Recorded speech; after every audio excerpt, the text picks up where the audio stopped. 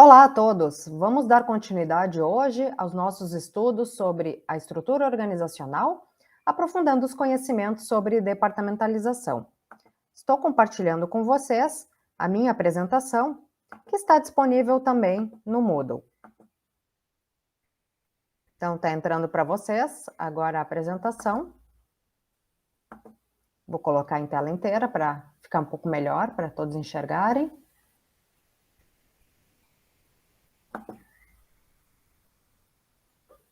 Muito bem.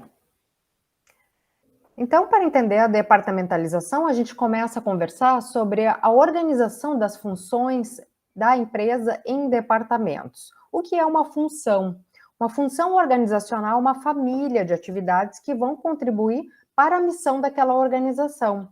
Então, são atividades que têm alguma coisa em comum, elas têm um cerne, elas têm uma afinidade e vão estar juntas, agrupadas, e elas contribuem de alguma forma para a missão da organização. A etapa seguinte consiste, então, em definir uma estrutura de trabalho, um departamento, setores. Nesses departamentos e setores existem os cargos dentro deles, e as pessoas vão acabar ocupando esses cargos. E lembrando que dividir trabalho implica em definir responsabilidades. Então, para departamentalizarmos, essa palavra grande, né, nós temos que ter critérios para definir as formas como esse trabalho, então, vai ser dividido dentro da empresa. Um departamento é um bloco de trabalho, com suas responsabilidades, normalmente agregando diversas pessoas subordinadas a um gestor. Esse gestor pode levar a denominação de gerente, coordenador, supervisor, vai ser alguém responsável pela organização daquele departamento e o gerenciamento das atividades e das pessoas. Então, nós temos vários critérios para formar o nosso organograma e departamentalizar a empresa. O primeiro deles, e o mais óbvio, é a organização funcional, ou seja, cada departamento leva o nome de uma grande função da organização. Este critério é usado primeiramente por organizações que estão no começo de vida, então organizações que estão departamentalizando, se estruturando, as de pequeno porte, organizações que manufaturam apenas um produto. Já nas grandes empresas ele também é usado, mas nesse caso tem uma pequena diversificação tecnológica ou de produtos, tem um ambiente externo mais estável e a execução de operações numa mesma área geográfica. Se tiver áreas geográficas diferentes ou uma grande amplitude de produtos, aí a gente vai agregar outros critérios de departamentalização que a gente vai ver daqui em diante. Então, aqui nós temos um exemplo de organização funcional, dividida em setores: gerência geral, administração, operações, RH e finanças, e o nome de cada departamento é basicamente aquilo que o departamento faz. Então, o departamento de finanças cuida das finanças dessa empresa. Então, é um critério bem simples, vocês vão encontrar em quase todo e qualquer organograma que está disponível. Segundo critério é a organização territorial, ou seja, de acordo com o território, o local. Então, quando a empresa opera em lugares físicos diferentes, é necessário que cada local tenha uma certa autonomia, ou quando tem clientes dispersos também, então a empresa está operando em locais diferentes. E aí nós temos o gerente ou o gestor de cada unidade responsável por tudo aquilo que acontece na sua região.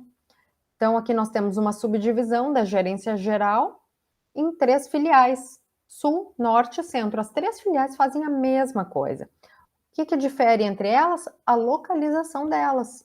Então, a filial Sul vai atender os clientes da Zona Sul, a filial Norte da Zona Norte e assim por diante. A gente vê isso em redes de lojas, agências bancárias, enfim, empresas e diversas organizações que têm essa questão territorial como ponto muito importante. O próximo critério é a organização por produto, aí o nome do departamento é basicamente aquele produto que é manufaturado ali, ou que é vendido, né? Então, essa organização ocorre quando a empresa trabalha com vários produtos que apresentam diferenças importantes. A responsabilidade é atribuída tendo o produto, então, como o critério. Pode servir para estruturar linhas de produção, para especializar o trabalho de vendas também. Então, aqui temos um exemplo de uma empresa industrial em que a área de produção é subdividida em dois grandes setores, a fábrica de ônibus e a fábrica de caminhões. Então, a fábrica de ônibus manufatura, fabrica apenas os ônibus, e a de caminhões apenas os caminhões, não há mistura entre elas. Então, aqui está muito claro o que cada um desses grandes setores faz. Ônibus e caminhões é o produto.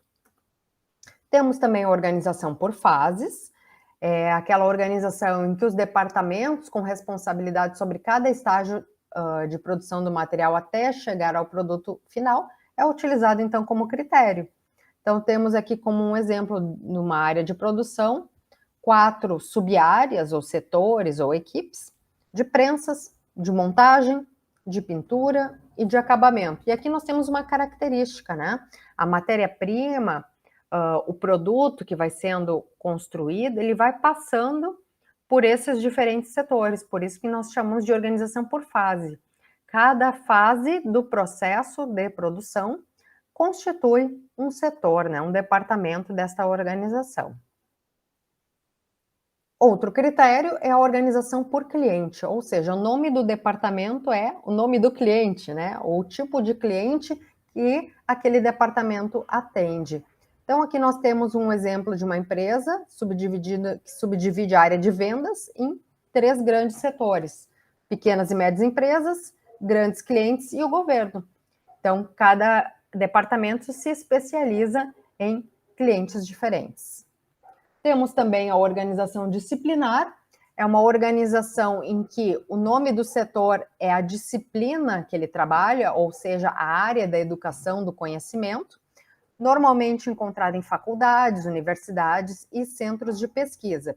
Então, nós temos aqui um exemplo de uma faculdade de agronomia com departamentos de irrigação, mecanização agrícola, etc. E nesses departamentos existem grupos de professores, todos fazem a mesma coisa, que é lecionar, fazer pesquisa, mas cada um na sua área do conhecimento. Um grupo na área da irrigação, outro grupo na mecanização agrícola e assim por diante. Também a organização por período é um critério muito utilizado, que basicamente são os turnos de trabalho, os turnos de produção. Encontramos em hospitais, na área da segurança, em algumas linhas de produção. Tá? Então, esses grupos, eles fazem a mesma coisa, o que diferencia é o turno em que eles trabalham. E aqui nós encerramos, então, essa aula. Já temos uma atividade no Moodle para ser realizada, e qualquer dúvida que vocês tenham, permaneço à disposição. Um grande abraço.